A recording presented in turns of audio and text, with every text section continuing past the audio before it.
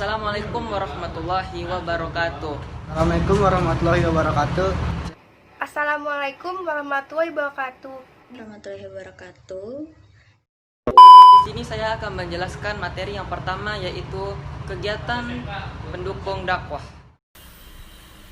Faktor pendukung kegiatan berdakwah. Yang pertama yaitu pesan ruhiyah atau spiritual. Akidah merupakan fondasi kehidupan mukmin. Takaran kekuatan ruhiyah seorang ditentukan oleh tancapan akidah yang melekat di hatinya.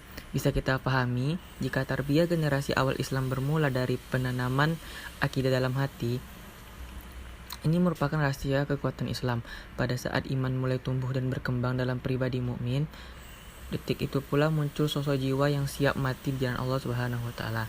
Rasulullah Shallallahu alaihi wasallam menyiapkan generasi awal Islam lewat tarbiyah ruhiyah yang mantap. Jika kita perhatikan ayat di atas, turunnya surat Al-Muzammil pada awal periode Mekah mensyaratkan betapa kuatnya persiapan tarbiyah ruhiyah saat itu. Disinilah rupanya rahasia tarbiyah Islamiyah fase Mekah, sebagaimana dalam surah Al-Muzammil ayat 1-4 yang berbunyi, Hai orang-orang yang beriman, Hai orang-orang yang berselimut, bangunlah di malam hari kecuali sedikit dari dannya, yaitu seperduanya atau kurang dari itu atau lebih dari seperdua itu, dan bacalah Al-Quran dengan tartil. Jika kita perhatikan ayat di atas, ada keterangan yang menyebutkan keutamaan sholat malam akan makin menyadarkan kita bahwa aktivitas ini memiliki peranan yang penting dalam kehidupan seorang dai di atas. Tanpa ada beberapa tonggak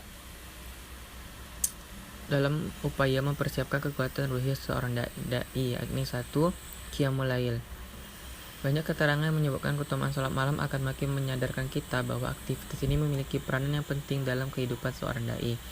Ciri-ciri orang yang bertakwa dikaitkan dengan sedikitnya tidur di waktu malam, sebab ibadat malam telah menjadikan bagian dari hidupnya. Yang kedua, tilawah Quran. Generasi awal memberikan keteladanan yang sempurna dalam berhadapan dengan Al-Quran. Hati mereka tertambat erat dengan Allah Ta'ala, demikian selayaknya para dai dalam membenahi kepribadiannya berdasarkan Al-Quran. Yang ketiga yaitu zikrullah. Zikrullah ternyata merupakan metode ruhiyah yang paling mengena, dikarenakan kemenangan perjuangan dai ditentukan oleh faktor zikir, sehingga senantiasa bibir para dai basah dengan zikir. Yang kedua yaitu ada persiapan karakter. Dai harus memiliki karakter yang kuat dan jelas. Mereka adalah panutan umat. Setiap gerakan, langkah, tutur kata, perilaku, dan kehidupan kesehariannya senantiasa diperhatikan oleh umat. Secara umum, persiapan karakter bagi diri dilakukan dengan proses tarbiyah Islamiyah yang komitmen. Ada beberapa tujuan pokok dalam proses tarbiyah. Yang pertama, membentuk konsep Islam secara gamblang. Maksudnya adalah seorang dai harus memiliki penggambaran Islam yang sahih atau yang valid dan menyeluruh. Yang kedua, membentuk kepribadian Islam. Kepribadian Islam merupakan penampakan luar seorang muslim. Yang ketiga, menciptakan kebersamaan. Termasuk dalam upaya persiapan adalah perlunya mewujudkan suasana kebersamaan. Bagaimanapun dakwah dalam sebuah sistem amal jami lebih efektif dibandingkan dengan dakwah fardiyah. Yang ketiga yaitu ada persiapan sakofah atau intelektual. Tidak cukup hanya berbekal persiapan ruhiyah dan karakter, para dai semestinya juga mempersiapkan diri hal intelektualitas. Sosok dai bukanlah seorang yang terbelakang dalam ilmu pengetahuan modern dan teknologi, serta perkembangan politik internasional.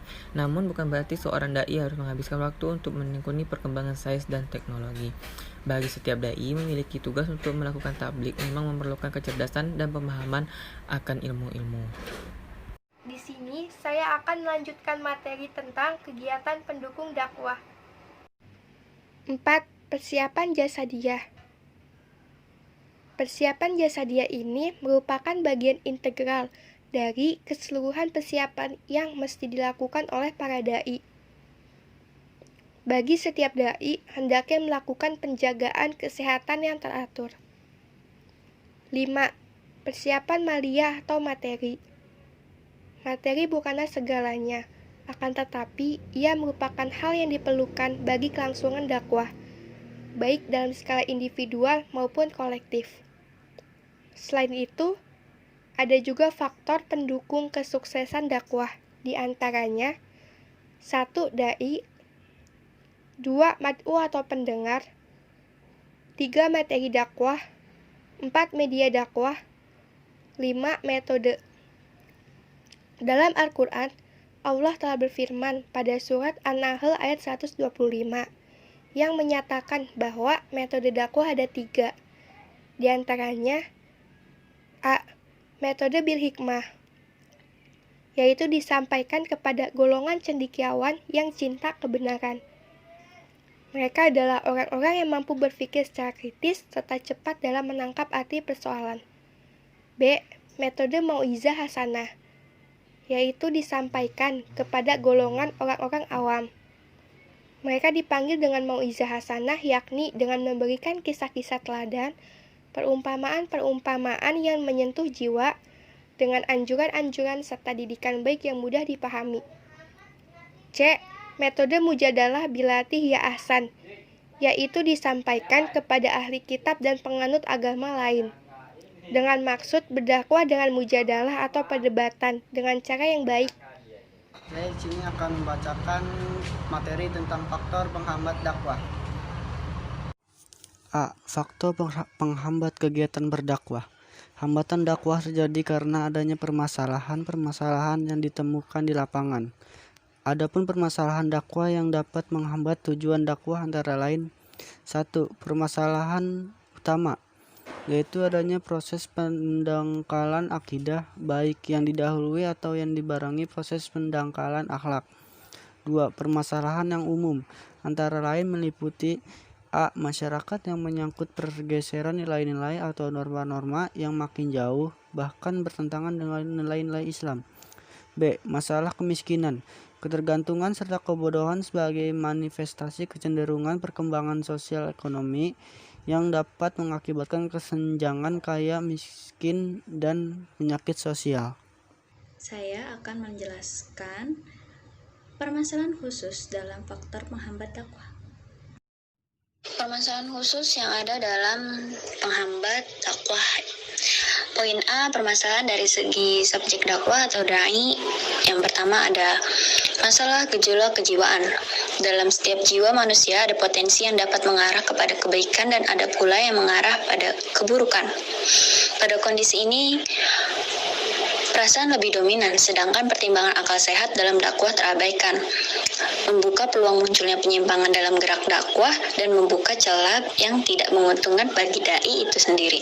Yang kedua ada kejenuhan aktivitas. Kendala yang muncul di medan dakwah bisa berupa kendala baik fisik maupun psikis karena dai terlalu jenuh beraktivitas. Yang ketiga ada friksi internal, yakni perselisihan atau percekcokan yang terjadi dalam lingkungan sendiri. Perselisihan atau perpecahan timbul tidak hanya di lingkungan sendiri atau intern lembaga, tetapi dapat juga berupa perpecahan antar lembaga atau antar personal pendukung dakwah. Lanjut ada poin B, permasalahan dari segi materi dakwah. Dalam segi materi dakwah ini selalu disandarkan kepada Al-Quran dan hadis yang meliputi. Poin pertama ada akidah, yaitu masalah yang berkaitan dengan keimanan, ibadah, yaitu hubungan langsung antara manusia dengan Allah. Yang ketiga muamalah, yaitu segala yang mengatur hubungan antar manusia. Keempat akhlak, yaitu pedoman norma kesopanan dalam pergaulan sehari-hari. Yang kelima sejarah, yaitu riwayat manusia dan lingkungan sebelum datangnya Nabi Muhammad SAW. Yang keenam dasar-dasar ilmu teknologi, dan yang ketujuh faktor lainnya baik berupa anjuran, janji maupun ancaman.